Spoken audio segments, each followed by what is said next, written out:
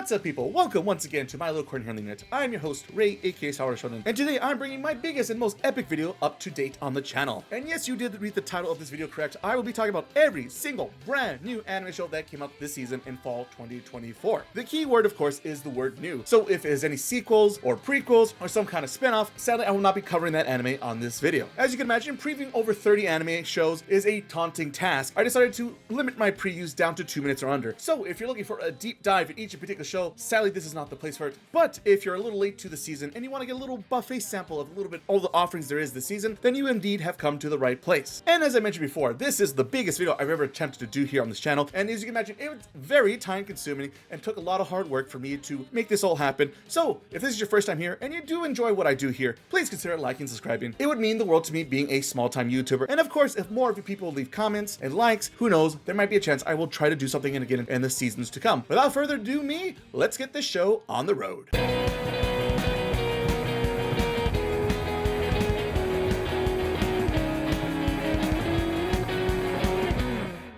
Alright, first up we have Murai in Love. This came out very early in the season, so early in fact I think it might even be done airing by the time this video comes out. This story is a forbidden love story about a teacher and a high school student. The high school student has a crush on his homeroom teacher. She is not interested in him at first, tells him flat out that's not happening, we're never gonna date, this is not a thing.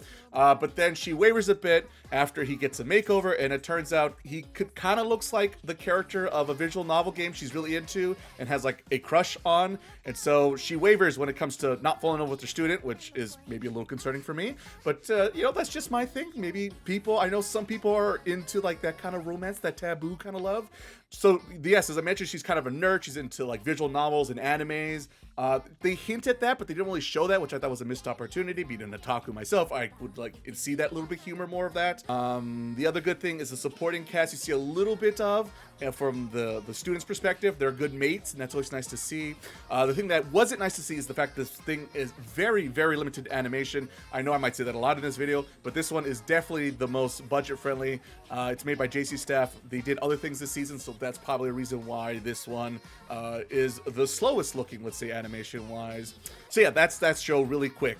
At the end of the day, like I said, this forbidden love isn't my cup of tea, and for those reasons, I'm going to cash me out on Murai in Love. But if this sounds like your cup of tea, then by all means, check it out on Hulu playing this season.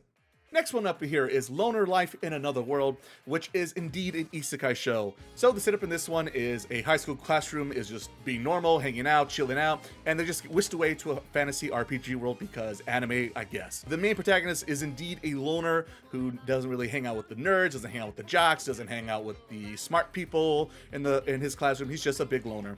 And when he finally gets the experience to get isekai and start a whole new life, he is enthralled with the idea of just leveling up and becoming the best that he can ever be, especially because in the beginning of the show he gets isekai last and gets like the worst powers and abilities, but of course he figures out a way to make it the best and OP and become the best adventurer, just like was it Slime or Shield Hero, stuff like that. The early part of the show I did like because the idea of like how do I level up and how do I break the rules of this game, this fantasy world, I thought was interesting. The part that I was less interested in is that by episode 3, it seems like this might be some kind of harem because all the girls in the high school class he was with ends up just camping out with him, and it's kind of concerning because I just don't need a harem show. The animation was also a little subpar, but nothing horrendous. But it's a show that feels like I've seen before and doesn't do enough to stand out, and for that reason, I'm going to cash myself out on this title. Once again, you can check it out over on High Dive if this is something that's up your alley. Next up, we have Let This Grieving Soul Retire.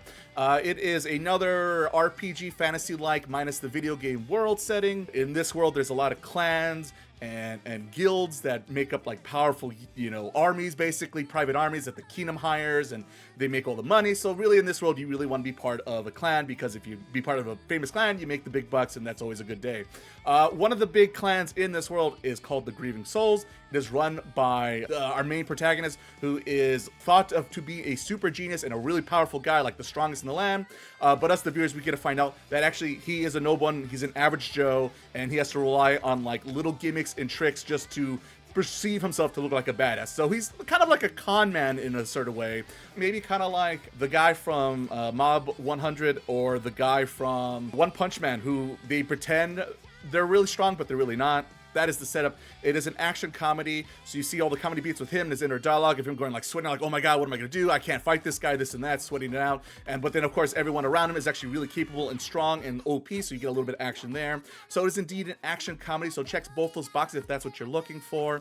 And yeah, I think the action here is probably the best so far that I've described. It's nothing amazing. You're not gonna be like blown out of your chair, but it does a really good job. It knows what it wants, and it's focused and clean. And you know what? At the end of the day, I liked it enough, and that's why I'm going to give it a let it ride rating for this one. It might fall off the course, but I'm willing to bet that it might be worth the wait. So How I Attended an All Guys Mixer is a slow burning comedy romance series ? It's hard to tell to see where the show's going to end up. So it starts off with 3 guys going to a mixer, which is pretty much what guys meets girls, and maybe they're hoping to hook up or get in a serious relationship. When they get there, though, to the restaurant, when they get to the table, it turns out there are 3 guys waiting for them at the table. But of course, we find out in mere seconds that they're not guys, but they are women dressed to look like guys, because that is indeed their job. They work at a host club where they cross-dress and entertain, I guess, women and men both, I suppose, but really more women is the ideal focus and the joke behind this series.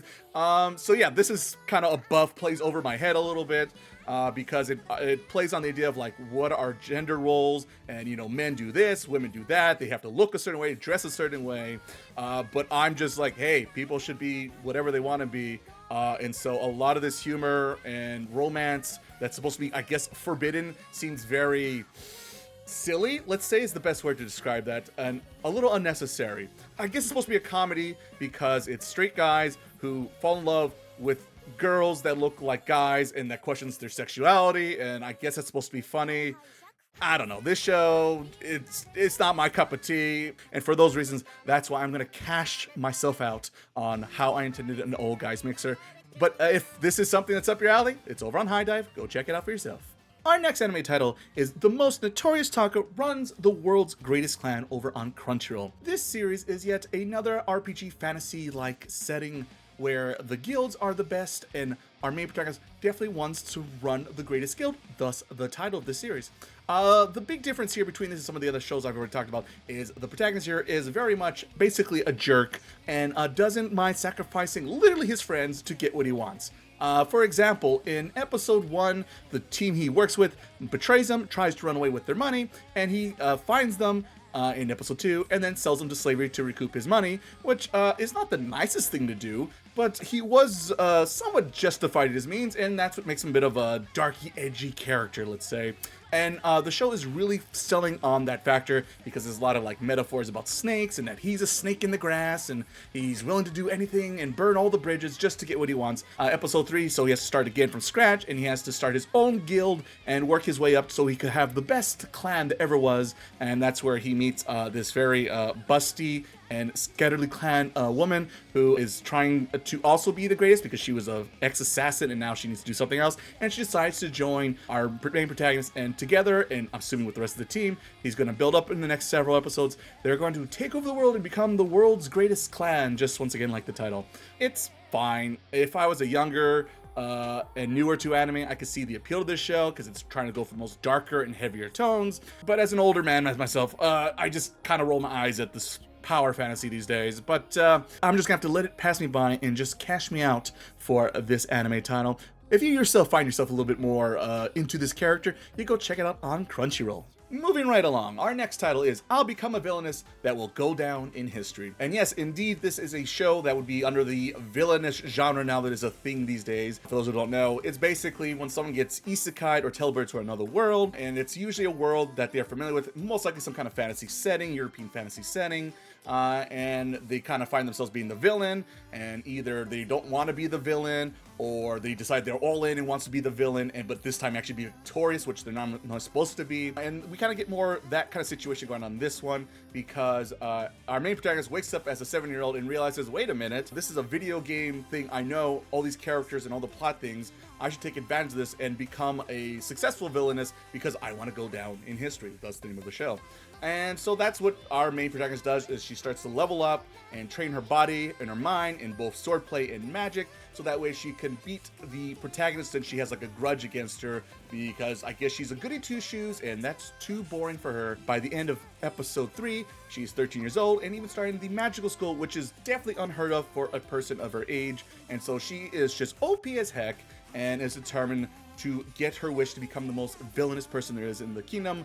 The joke here is that every time she does something evil in her mind, it's really not that evil. It's actually kind of nice and sweet. And so everyone just goes like, oh, she's a weird one, but really nice. So, you know, you could trust her. And so the question is, will she become the villainess? Will she overthrow the protagonist and take for her rightful throne as the #1 girl, get the prince of her dreams and all that good stuff? It's fine. The problem is I don't think there's enough uniqueness or funniness or something to really get myself to get into the show. I'm still fairly new in this genre and it's slowly growing on me. But for this one, it just didn't have that little thing I was looking for to sell it to me. And so for those reasons, I'm just gonna have to cash myself out on I'll become the villainess that will go down in history. Of course, you can check it out for yourself over on Crunchyroll if you are indeed a fan of this genre. Tying the knot with an Amagami sister. This indeed is a traditional harem show where you get to pick your favorite waifu. The interesting thing about the show, it is not in high school. It actually takes place in between high school and college, where our main protagonist is trying to get into medical school, in particular the medical school over in Kyoto. In order to do that, he decides to move into a shrine where he can focus on studying. But of course, when he moves in the shrine, he finds out that he's not the only one there. He's surrounded by 3 beautiful sisters that he may or may not fall in love with. Turns out that the headmaster of the shrine, aka the grandfather of the 3 sisters, decides to trick, I guess, our main protagonist into picking one of his granddaughters to marry. That way the shrine will keep thriving in the years to come. And of course, our protagonist doesn't really want to do that, but because of circumstances of him wanting to get into college, he decides to do it, hoping to better his odds, since the grandfather will write him a letter of recommendation. And so he goes on with the pretensions of, yeah, sure, I'll marry one of these girls. We'll see what happens. Of course, the 3 sisters have the different typical personality types. The older sister is very sweet and kind, but also a little childish. The middle sister is nothing but a big tsundere, sign me the up. And the youngest sister is a bit of a fun troublemaker, let's say. Episode 1 was kind of a turn off, to be honest, and I kind of was done with the show. However, episode 2 kind of turned me back around because we saw a little bit more of the girls' personalities and their character traits, and you know, they're a little bit more than what they seem like in, let's say, the anime opening. And we got a little bit even more of that in episode 3. And so, yeah, it's one of those, I kind of wish I didn't like this show as much as I do. Between the interesting character growth of our main female leads and the beautiful animations in the backgrounds and even the little bit of supernatural and mystery stuff that is happening in the show early on, makes me want to take a chance and roll the dice and say, what the heck, let's let this one ride out and see what happens with Tying the Knot with an Amagami sister over on Crunchyroll. So yes, let me know down below, which is your favorite sister? Yep, I'm just a tsundere man, I'm a basic man, but I know what I like, and I'm not afraid to share it with everyone out there in the world. Our next anime title is Acro Trip, which features a middle school girl who is pretty much apathetic and just kind of going through the motions a little bit. Things change though when she decides to take a trip to visit her grandpa, who lives on the countryside in Japan. And in this quiet little town, apparently there's this whole epic fight between an evil organization and a magical girl. And when she witnesses these two battle it out, pretty much just falls in love with the magical and decides to be her like #1 best fan. The twist here in the show is that the bad guy pretty much recruits her to join his cause with the idea of like, well, you like the magical girl, and if you hang with me, maybe you guys might be like best friends and this and that. You'll have more interactions, right? So in a begrudging way, she's kind of like, oh, damn it, he's not wrong. And also he lives in her grandpa's basement, so they kind of have no choice but to interact with each other quite often. And sure enough, it's a very silly, wacky show where things aren't very taken seriously. It's very much more like Saturday morning cartoon vibes. The use of colors and the unique irises in the show does make it stand out from a lot of shows that I've talked about so far this season. The animation is surprisingly really well done here. I've never heard of the studio before, but I'm definitely gonna keep an eye on them in the future, so that was a nice, pleasant surprise. But yeah, at the end of the day, I do feel like this show is really aimed for a younger audience. It's one of those shows I feel like it could be the hidden gem. I would almost want to bet this might be the hidden gem of the season. But something about it, I just can't get myself over the hill and recommending this show. So sadly, begrudgingly, I'm gonna have to cash myself out on Acro Trip. But honestly, This is a show that if you haven't watched, you should give it a chance because this might just be the hidden gem of the season. Moving right along, our next anime title is Kinokkoinu, I think I said that right, aka Mushroom Pup. The plot of the show involves our main protagonist, who is a struggling writer because he is going through the grieving process of losing his childhood dog. Not only does that suck, and I can relate to that, but what makes it a little bit worse in this character's circumstances is that the fact he already lost his parents at a young age. So when he lost his dog, it was like losing his family all over again. One day, all of a sudden in his garden, a little pink mushroom pops out, and it turns out it's a mushroom dog, which is not normal or common for this world. And it's like this ongoing question mark of what is this thing? Basically, what the show is aiming to do is this magical little dog is going to show up and kind of like heal our protagonist's wounds and help him go through the grieving process of losing his dog and in a bigger extent, even his family. The problem is this show does not know how to handle the grieving process at all. I know this show is trying to do good intentions. Maybe I was inserting myself a little too much into this story and the way that the mushroom dog would handle the situation, which basically just burn everything down. That'll make you speed up the recovery process. And in my back of my head, I'm too busy thinking like, you can't speed run the grieving process. For those reasons, I'm cashing the out of this show because man, oh man, once again on a philosophical level, I totally just disagree with this whole thesis statement. So yeah, if you want to see a cute mascot dog, Mushroom Pup, it might be for you. Good luck. Our next victim is a show called Negative Positive Angler, which is a bit of a heavy show, so warning for everyone out there. So yeah, this one starts off with our protagonist basically trying to get him isekai'd, and then when he fails to get himself isekai'd, it turns out the world hates him anyway because he gets an unknown disease that will kill him in 2 years. So, with knowing that information, you can imagine our protagonist pretty much loses any hope and drive to survive in this world, and ends up just wasting his time, taking out loans that he can't pay back, and just spend it all on pachinko parlors. Of course, this catches up to him as the loan sharks want their money back, and of course then it starts a Scooby-Doo chase. Somehow, through some crazy circumstance, he ends up stumbling upon these fishermen who kind of rescue him in a weird way. And from there, all these oddball fishermen slowly teach him the ways of fishing and maybe a little bit more, perhaps, as the show progresses. And yeah, that is kind of like just the real setup for this one, where our main protagonist is going through a very tough time, and through some crazy circumstances meets these people who enjoy the little things in life, which makes it all worth the while. What I like about it a lot is that the group of characters is vast. We have like different ages, and we have multiple boys and girls, which you don't see all the time. And of course, the elaborate character designs, some of them are a little simple, some are a little bit over the top. Like, I like the variety you get with it, and it seems like you're gonna slowly get to learn about everyone's little backstory and history. It's like I said, it's not a show for everyone. It's a little heavy, and I think it might be a slow burn that'll slowly work its way up to make you feel hopeful, which I think is the goal, and I like to see it. So for those reasons, I am definitely going to give this one a let it ride pass because it has potential to do something good, and once again, maybe do something better than other shows try to do this season. 365 Days to the Wedding. Oh boy. This one starts off with our main protagonist, or I guess dual role protagonist, where these two office workers who work at a travel agency fake a marriage to avoid getting transferred to go to Alaska. They tell this lie, everyone starts to believe the lie, all the people at the office start cheering for them, like, congratulations, look forward to the marriage.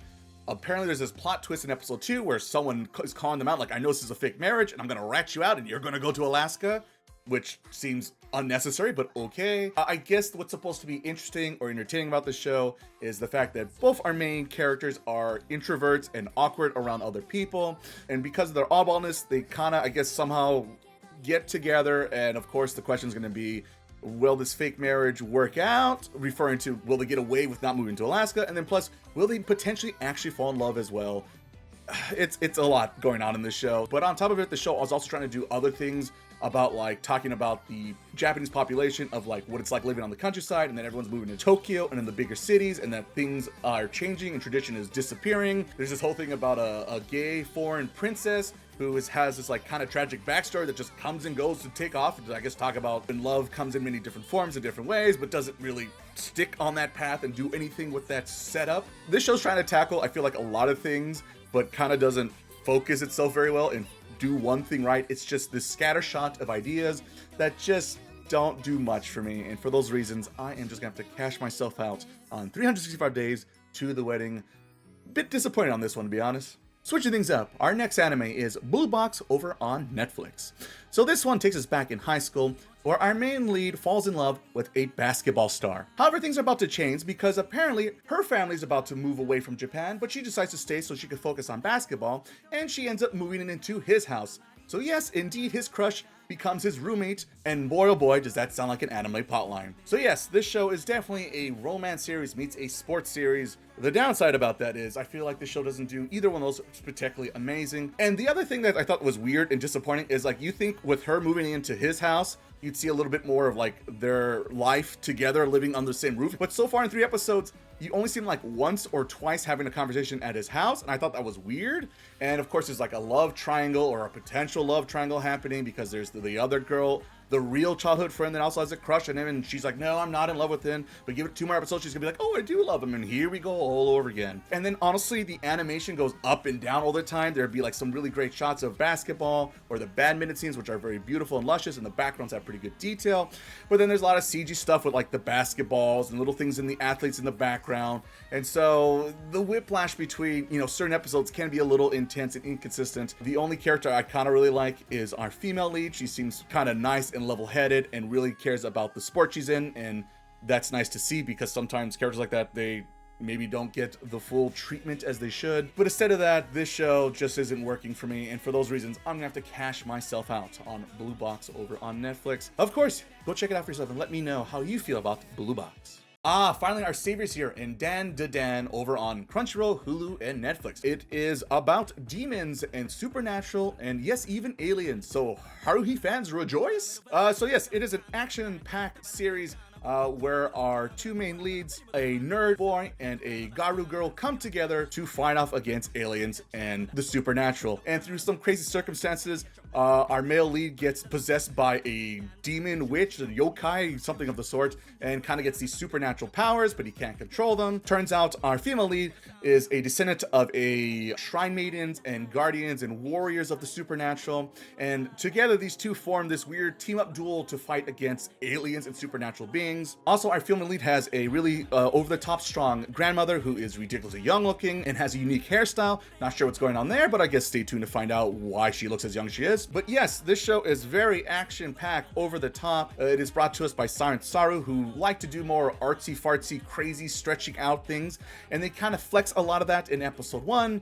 Animation-wise, this is easy the best thing out there this season that I've seen so far. We'll see what happens later in this video. Having said all these things, I'm still a little bit cautious with this series, and that's why I have to settle for a let it ride rating. I'm sure the show will get better, but right now, first 3 episodes, it's just okay for me. If you're just looking for this fireworks spectacular of the season, Dandadan sure has a lot of things going for itself. What else is there to say? Go check out the show over on Crunchyroll, Hulu, and Netflix. Speaking about action anime shows this season, next up we have Mecha Ude or Mechanical Arms over on Crunchyroll. Our main protagonist is indeed in high school, and one day when he's going to school, he hears a faint voice in the distance, and so he goes and investigates, and apparently the voice he hears crying out is some kind of sentient mechanical arm that gets attached to his sweater. And of course, it turns out this mechanical arm is super important and multiple groups want to get its hands on it because of its potential power to take over the world or something like that. And so it has a lot of variety of characters, both in like personality and art style. And then even the fighting mechs themselves have different designs and styles. The female lead has like 2 dual-wielding blades that come out of the sides of her legs. Ushirinkin fans, call back for you. So yeah, that's the setup of the show. It's a battle of good and evil and becoming a hero, what it takes to be a hero. The nice thing I liked about the show easily off the bat is a lot of the influence in the show sure makes me think of Trigger Anime Productions, which I am a sucker for. So yeah, if you like over-the-top action about different powers and abilities, Mechanical Arms is pretty good and checks a lot of boxes if that's what you're looking for into the season. And for that reason, we finally found it, ladies and gentlemen. Our first double down this season. I was eating up the show. As I mentioned, I am a junkie for these kinds of shows. It's been a while since I've seen a let's say, Pokemon, Digimon-ish, about all these oddball characters coming together with their buddies and partnering up to do battling for good and evil. It's a little cliche, but you know what? Sometimes all you want is that junky, tasty burger, and Mechanical Arms is doing it for me. Our next anime up for preview is a title called Trillion Game. And in this series, we have two male leads who are on the journey to make $1 trillion. Who would have thunk? One guy who's very smart with computers and knows how to be a hacker, but has terrible social skills, doesn't know how to speak up. And then, of course, we have the opposite guy who is charming and funny and charismatic, but actually has no skills really to bring over to the party. Somehow these two come together and start forming their own little startup company and start trying to get investors to enjoy it in their company, which they actually have no goal or focus how to make the money they want to do. It's just two guys with no powers, no abilities, no magical fantasy stuff happening here. They're just two financial bros who wants to become successful like Silicon Valley, and I guess somehow they're gonna do it despite they don't have the stuff to make it happen. It's a show that really requires you to turn off your brain, because the more you think about it, the less it makes sense. For instance, they have to win this security competition dealing with computers, and apparently this event, which is like a big event for the company, decides to host the event online, which seems like a terrible, terrible idea and has nothing but holes in it. And sure enough, guess what? They cheat using that method. So yeah, it's a show that is grounded in reality because these guys who want to become zeros to heroes in the financial world, but also have no skills or thoughts so far to get themselves there. But if you want to see some over-the-top craziness of just these con men working their way up to the top, I guess this could be for you. But for me, I'm gonna have to cast myself out on $1 Trillion Game and rely on other shenanigans out there this season. Up to bat is Goodbye Dragon Life. So yes, we are back into fantasy settings. This time our main lead is a dragon who is killed in the opening scene and then gets reincarnated into a human. And pretty much learns the joys of being a human and what it's like to grow up with a family in a supportive village. And it's very good vibes, heartwarming stuff going on in this one. As the show progresses, we're introduced to a snake girl. Apparently in this world, this race of creatures are looked down upon and are treated as evil. And so they have like bad blood with humans. And lucky for us, our main lead is a good dragon and decides to help her to get accepted into the village, which they're successful in. And so it's definitely a series about understanding other people that you're not maybe used to, or if you've heard bad things about them. And so that's something that's very good to hear in 2024 still happening. And so it seems like it's going to be a slow show about understanding different races. I noticed in the opening we have different monster girls are going to make their way into the show. I'm sure they all have bad press, and it's going to be a bit of an understanding and maybe even a harem, which I'm at the harem part I'm not too excited about. But yeah, this show is more slice of life than it is action packed than some of the shows I've talked about this video so far. If you're kind of looking for that fantasy setting, but also, you know, down to earth, slow pace, learning about people and understanding, you know, this could be a good show for those people out there who are looking for that. For me, it's somewhere in between. Once again, slice of life in action, and I guess maybe a harem, and it's checking too many boxes. And so for those reasons, I'm just a little too hesitant to recommend Goodbye Dragon Life. So I'm gonna have to cash myself out on this title. Of course, as everything I've mentioned so far, it's over on Crunchyroll, so you can make your own call and see if you want to be reincarnated and meet all your favorite monster girls up in this one. Coming in next, we have our first Amazon show of the season, which is called Magilumiere Magical Girls Incorporation. In this world, magical girls have become such a popular and necessary thing in the world that corporations start popping up left and right just to supply the demand for magical girls. So think of Ghostbusters. So when there's a supernatural phenomenon that no one can solve but magical girls, they make a call to one of these companies and they arrive on the spot to save the day. Our main lead here is a recent college graduate and is trying to figure out what they want to do in life and is so far failing in their interviews. She meets her first magical girl encounter and she steps up to the plate and helps save the day, which then motivates her and finds her calling in life to become a magical girl herself. There's a lot of technology involved when they transform, because of course you transform into a magical girl show. It's a more like half technology based where they hold the ID up and they do the transformation sequence, which are very cool. You gotta love them. Our big support character is our senpai magical girl, who is very strong and straightforward and is not afraid to make the tough calls and do the things that are necessary. So the nice dynamics of having her and our main protagonist, who's kind of new and green, is very like book smart. You know, I think the ensemble of cast brings the show together and makes it more interesting. We have the other corporations we see about them and their magic goals and how they run the company and how maybe they're not as nice as our main cast of characters. So I am curious to see how this world works and the magical powers and the monsters, how they work. They keep teasing little things here and there of how it works, but not really explain it all the way. And I'm a sucker for mystery, so I am interested and I want to see more. So much so that it is indeed getting a Let It Ride pass. And so hopefully the journey of Magical Girls Incorporation will be something worth note this season. For those of you who are looking for a more traditional magical girl show, have I got a thing for you. Our next one up here is the stories of girls who couldn't be magicians on Crunchyroll. Our main lead here is a high school student who is determined to make their way to the top to be the best magical person there ever once was. Her only downside is, so far, it hasn't worked out. She couldn't even get herself into the magical course in the famous school in her world. Lucky for our main lead, she gets a homeroom teacher who just so happens to be a child prodigy when it comes to magic and decides to break the rules and start teaching everyone in her class the old ways of doing magic. So it turns out she's not totally out of luck just yet. Yes, we didn't have a story about people not giving up on their dreams and giving it all they can. We have other characters who are also kind of bitter about the fact they didn't make it to the magical course in the school, and they have kind of like surrendered and given up on their dreams to become magicians. But of course, our main lead is like, no, I could still do that, and just crying her way to be successful. And you know, that kind of slowly inspires, it seems like, the people around her, which is, once again, good positive vibes that I'm all for when it comes to anime storytelling. We also have a bit of a mystery going on here, because sometimes during the first 3 episodes, we have some dark elements that break into the school and kind of take over and try to do harm to some of the students. Lucky for them, so far no one's gotten hurt, and it's a bit of a mystery of these dark magical elements that pop up that we're slowly unraveling by the time we get to episode 3. The art style is screaming a more 80s, 90s vibes with its character designs, and it's very pink haze of watercolors, let's say. And it does just enough things to make me want to be like, yeah, all right, put it on the list. And so that's why it'll be getting a Let It Ride rating right here. And yeah, so if you're interested about the more traditional magical girl stuff, you could go ahead and make the call over on Crunchyroll with the stories of girls who couldn't be magicians. Our next anime title is something a little bit different than we've talked about so far. This is a show called Orb on the Movements of the Earth over on Netflix. This is a series that takes place in a fictional kingdom back in the 1500s. And in this kingdom, the church reigns supreme when it comes to everyday life.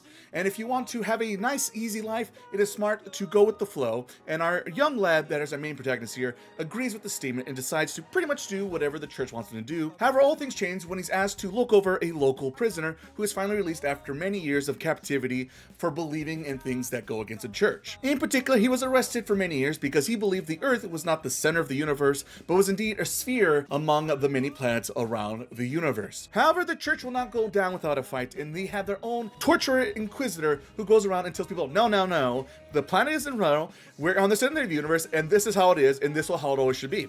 And he's willing to make that happen no matter the cost. So yes, as you can notice, this is indeed a story that is parallel to one of our actual history here on our planet, where for a long time people believed the Earth was indeed the center of the universe, but as time passed, we learned that we indeed move along with the sun, along all the other planets in our universe. For me, I found myself a little bit kind of bored by the series, to be honest. It's very slow paced, taken very seriously, and the stakes are very high. And because I'm out here living in the 21st century, it's very obvious to me that the Earth is indeed a sphere that is the 3rd planet away from the sun. So I'm kind of like, why to keep watching the show? And for those reasons, I will be cashing myself out on Orb on the Movements of the Earth. But hey, if you're a history buff or a science guy, then this show could be up your lane. Now for the complete opposite show, we have You Are Miss Servant over on Crunchyroll. So this is a wacky startup where we meet a random woman who's dressed up as a maid, shows up in modern day Japan during the summer, knocks on a random boy's door and goes, hey, do you have any people you want me to kill because I'm basically an assassin? Of course, he doesn't know how to respond to this and goes,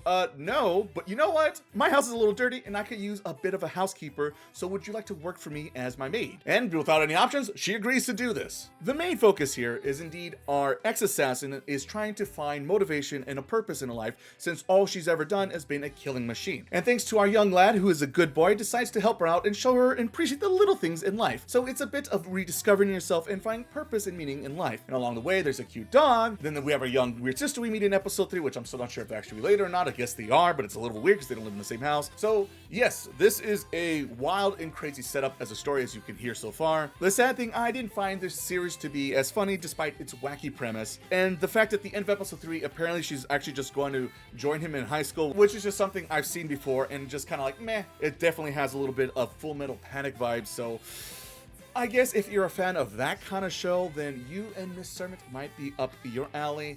For me, I've seen this all before, and the funny beats weren't that funny for me, and the animation was just okay enough, and so for those reasons, I have no reason to keep trucking along with this one, so I'm going to cash myself out on this title. But of course, as always, it's over on Crunchyroll, so go ahead and take a peek for yourself and see if maybe you want to hire an ex-assassin for your new maid. Speaking about complicated, wacky stories, next up we have Ranma 1/2, also on Netflix. Two teenagers who are told by their parents that you will get engaged with each other, that way we can keep up with our martial arts school. However, things are going to be a little bit more complicated because in his recent journey to China, fell into a mystical pool along with his dad, and now becomes a girl whenever he touches cold water. But he's able to turn back when he touches hot water. And his father also turns to a panda, by the way. So not only do you have this whole forced engagement marriage between two characters that want to do nothing with each other, but you also have this gender bendingness where people misunderstand between boy Ranma and girl Ranma, and everyone just kind of fall in love with each other throughout high school. So yes, it is indeed a very, very wacky and crazy story, because after all, Ranma 1/2 is indeed literally one of the shows that build up this whole genre when it comes to over-the-top, wacky shenanigans, and a bit of a slow comedy romance at the same time. And I know this because I indeed watched the original run back in the 90s, and I was quite the fan of it then. The new animation does help it a lot, and I like some of the artistic changes they make, because during the more intense action scenes, they change the coloring and the shading of it, and it gives a more unique vibes and something you might see in an anime opening, so I like the artistic creativity they are doing in the show as well. For those who are fans of the original Ranma run, they do tone down Ranma's nudity a little bit, since he's constantly changing between boy and girl, and his clothes reveal the differences between the two genders, let's say, but it's still there. The comedy beats of him switching to a girl and a boy back and forth and different people falling in love. It is shenanigans of the shenanigans. It's hard to describe the show unless you experience it. I enjoyed it. I liked it a lot. Studio Mappa hit this one out of the park, and that's why I have to double down this season on Ranma 1/2 over on Netflix. This is a classic, and I like to see a new adaptation to the series for a new generation to enjoy. So I highly recommend checking out Ranma 1/2 if you are indeed a comedy romance person. And heck, if you just want good comedy, this show also delivers the funnies and the wackiness, so please check it out over on Netflix. The healer who was banished from his party is in fact the strongest over on Crunchyroll. Yes, with a title like that, we are once again back in our RPG fantasy setting with monsters and dragons and collectings and guilds and parties. And in this title, there's indeed a healer who was kicked out of his party recently and is looking for a new party to travel with and explore different dungeons and become an adventurer. Lucky for him, there's this cute blue-haired girl who shows up and asks him to indeed join as her party. So these two form a new party, go traveling on adventures, and level up thanks to the local guild. The twist here in the story is that this blue-haired girl is not just a random person, but indeed was a little girl he met many years ago, and he saved her, and now she wants to return the favor and save him. And of course, she's crushing on him nonstop, hoping that maybe they'll get closer, and maybe a romantic relationship will develop and bloom on the battlefield. More of the plot has his old ex-party members coming back for him, hoping that will join, but of course, he doesn't want to do nothing with them because it turns out they were complete jerks to him, and decides thanks, but no thanks. The one thing that was a bit of a surprise for me in this one is with a title like that, you would think he'd be OP as heck, but surprisingly, he's just more of a more well-balanced, jack-of-all-trade, master-of-none kind of character. His healing is really bad,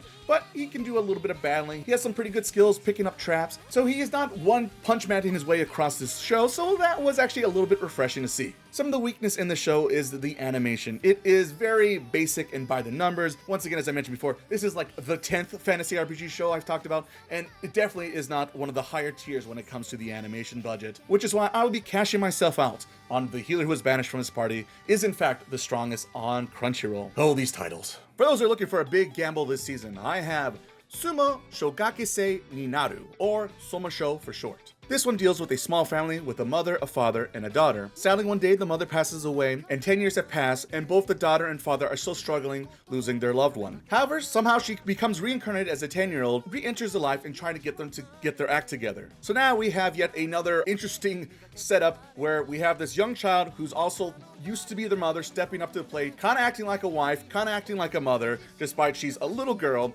and she has a new family who herself is dealing with the whole thing because her parents got divorced and her mother is taking out her frustration on her daughter. And so there is a lot of family drama in the show. So if you're looking for a lot of drama, this is a show for you. There is also some convenience because apparently recently she just remembered she used to be this other person, but then now she can't remember her current memories. So when she talked to their other grade schooler friends, it's kind of a big unknown mystery that they're gonna unravel as time progresses, just for the sake of drama, I suppose. The thing that makes me nervous about the show is the obvious age gap, because now she's a 10-year-old and now her ex husband, who is closer to 50 years old, he still kind of can't see the difference and just recognizes her as his wife. And so there's sometimes a little bit weirdness, let's say, with him thinking about this 10-year-old as my wife, and it's an ongoing joke for this show, but I'm not sure it's a joke I'm comfortable with, let's say. I just don't know how this show can end in a way that's going to be satisfying and not either be sad or just makes me want to throw up my mouth. And for those reasons, I will be cashing myself out on TsumaSho.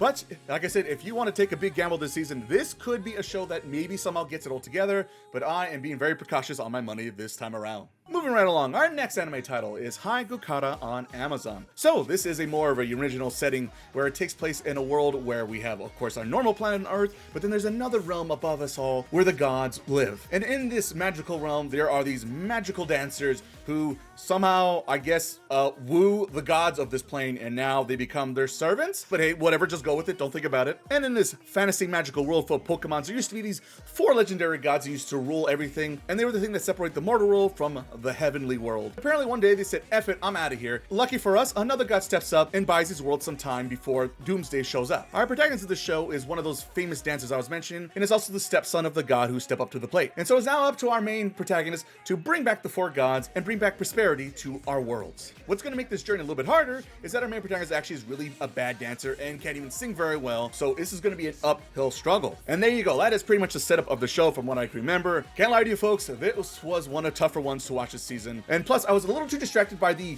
disturbing body ratio here. I mean, look at that head to notice this is man, a child. What is going on there? Between the animation, the little too much explaining, too much randomness in the show, not enough cohesiveness, let's say, between A and B. And for those reasons, I have no interest to keep going on with this one. So I will be cashing myself out on Haigakura here on Amazon. But if you like gods and pretty boys and some Pokemons, then this could be for you. Moving right along, we have Nina and the Starry Bride over on Crunchyroll. In this tale, our main lead is a poor orphan girl who is living on the streets in this fictional town that maybe resembles something maybe more towards West Asia. Through some crazy circumstance, she gets kidnapped because of her unique blue eyes. Her kidnapper just so happens to be the second prince to the throne, and the reason for him kidnapping is that his sister tragically dies in an accident. But no one can know about this because she was a princess promised to another kingdom in order to keep the relationship good. And if there's no princess to marry, these kingdoms could go out on a full-scale war. So in order to prevent that, the prince decides to find this random stray who has the same eyes and that he could try to pull off this fake. So yes, our main protagonist here is in this unique situation where she has to pretend to be this fancy noble, let alone she has to get married to a kingdom she does have no clue what they're all about. But first she has to survive her own kingdom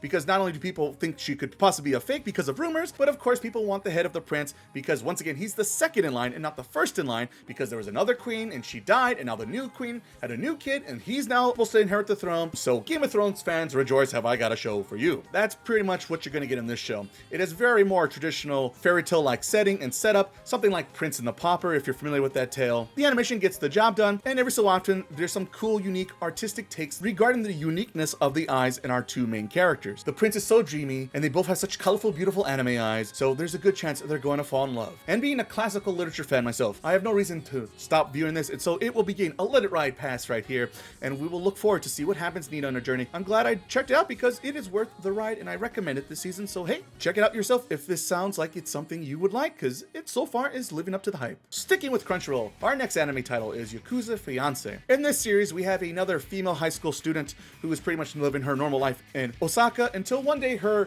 mafia grandfather decides you're moving to Tokyo because you're going to marry this boy who's part of another mafia family over in Tokyo. So she moves to Tokyo, meets her new fiancé, who turns out he's insane in the membrane, and her new life is pretty much miserable living in Tokyo. However, our main lead won't go down without a fight and tells her new boyfriend that he's an asshole and he should change his ways, and of course this turns him on because I guess he's just a sub deep down. We have this weird and complicated romantic relationship along with a mafia story because at any minute if this relationship doesn't work out, potentially the Osaka and the Tokyo family clans might clash with each other and we'll have a full-scale war on our hands. Now I'm a fan of organized crime movies and TV shows, so already off the bat this show had me on episode 1. However, as it progressed, this show was starting to lose me. I just found the main lead to be a little too insane for my taste. If you like Yandere's, then he could be for you, I guess. It's also kind of weird because she puts up this big strong front, but that's not her normal personality, but she'll switch back and forth between it, and apparently he knows this really isn't a personality, but he's also into it, so I don't know. It's this whole dom and sub relationship, which I guess if you're into that thing, then this show's definitely for you. The other thing is this show has a really weird pacing where they'll have situations where they're having very important exposition dialogue situations, but then all of a sudden the series will cut to daytime during school and talk about the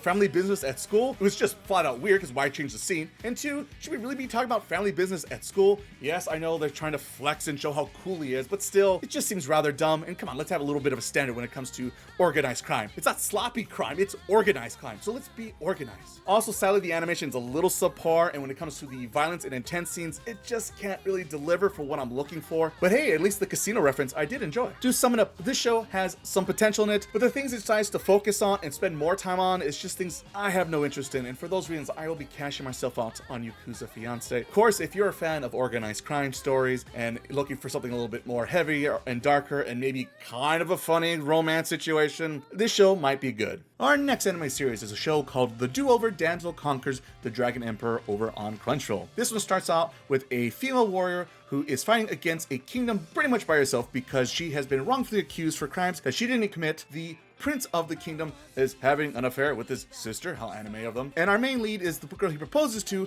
cover up his incest crimes. So she's pursued by the kingdom and is about to fall to her death. However, it would seem fate has different things in store for her. Right before she is killed, she goes back in time on the fateful night when she was proposed to by this evil prince. Of course, knowing what's about to happen in the years to come, she decides to change her fate, and the way she chooses to fix this is proposed to the next man she sees. It just so happens the person she chose is a neighboring villain known as the Dragon Emperor. However, in this new timeline, he seems like a rather nice fellow and actually accepts a proposal from this young lass. Unfortunately, their kingdom is also going through quite the political struggle where everyone wants to be number one and everyone wants to take his head and become the new ruler of the kingdom. Boy, Game of Thrones fans have a lot to choose from this season. So sadly, our lass does not get to put away her sword just yet. She must fight now for the Dragon Emperor and see if she could break her own fate and even maybe break the fate of the Dragon Empire. And yeah, that's what we get in this series. It's a story about time travel and breaking the chains of fate. When it comes to stories like these, I'm kind of a sucker for them. As a visual novel fan myself, I can't help but know every different little outcome and see all the different flowcharts and see where the story is going to end up. I was a little concerned about the age gap the show introduced to us with our 2 leads. On the positive side, apparently I just talked about anime with about a potential 40-year age gap, so anything under a decade seems rather reasonable to me now. Yeah. And so for those reasons, I am kind of into the show and I kind of need to see what's going to happen. There's a very good chance it's going to fall on its face and I'm going to end up regretting this choice, but as course I have to do what I have to do. So yes, indeed, the Do-Over Damsel Conquers the Dragon Emperor will begin a Let It Ride right here. Go ahead on the comments below, tell me I'm a fool, because I will be joining you in a few weeks, I'm sure. Speaking about evil lords, our next anime series is a show called Demon Lord 2099. Someone's into Spider-Man. And in this series, there's indeed a demon lord out there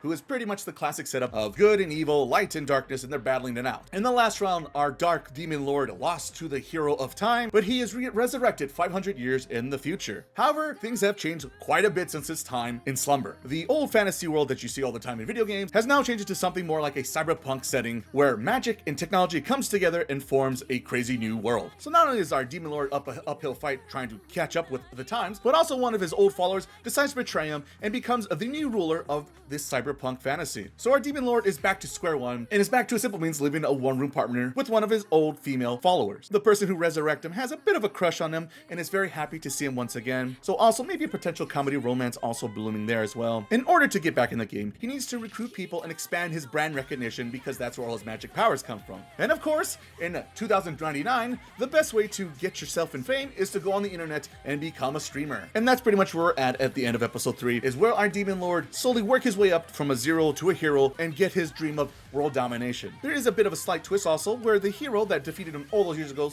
is somehow still alive in this cybernetic future, but he himself has gone through a bit of a hardship. So it is a bit of an interesting dynamic of good versus evil and what is good and what is evil. While this series might not have the most original idea of all time, it does do enough things to change up the formula just enough, and the fact it tries to dive a little bit deeper between what is right and what is wrong. The animation also can deliver the action fairly well in this show so far, and that's why I'm giving it a Let It Ride pass right here, and hopefully it'll be able to keep the momentum and hopefully keep us entertained for all of its run. Our penultimate show is a show called A Terrified Teacher at Ghoul School over on Crunchyroll. This series focuses on a young teacher who's pretty much a wimp and has to quit on his first day of teaching high school students. Lucky for him, he gets a second chance a year later and gets to teach another high school class on a remote island. The twist here is that the students he's now teaching are no longer just your Japanese human students, but they are the yokais of Japanese folklore. Of course, he freaks out and hides under his desk. And of course, that's when the shenanigans occur, because all the students have different personalities and the different quirks known by based on the yokais they're supposed to represent. And yeah, that's really what you're gonna get up in the series. series is this big wimpy teacher who is trying his best to be a good teacher, but is struggling to do it because none of his students really care for him, and they all make fun of him because they know he's a big old wimp. Of course, there's also the other faculty in the school that makes his life a little bit harder, so constantly this man is just running for his life. Lucky for our main protagonist, his family is known for fighting against the supernatural thanks to them running many shrines for many generations, so he has some power to fight against all the craziness that's around him, though despite he can't really control it very well. And yeah, that's pretty much the show in a summary. If you yourself is new to all this, you're in luck because the show actually does a pretty good job explaining all the different yokais and their different powers and abilities. My biggest negative about the show is that our main lead apparently has this weird fetish about uniforms, and of course this is easily misinterpreted as the fact that he's into like high school girls. I know they're trying to do this as a joke once again, but when it comes to teachers and students, this just seems like a joke I don't want to do nothing with.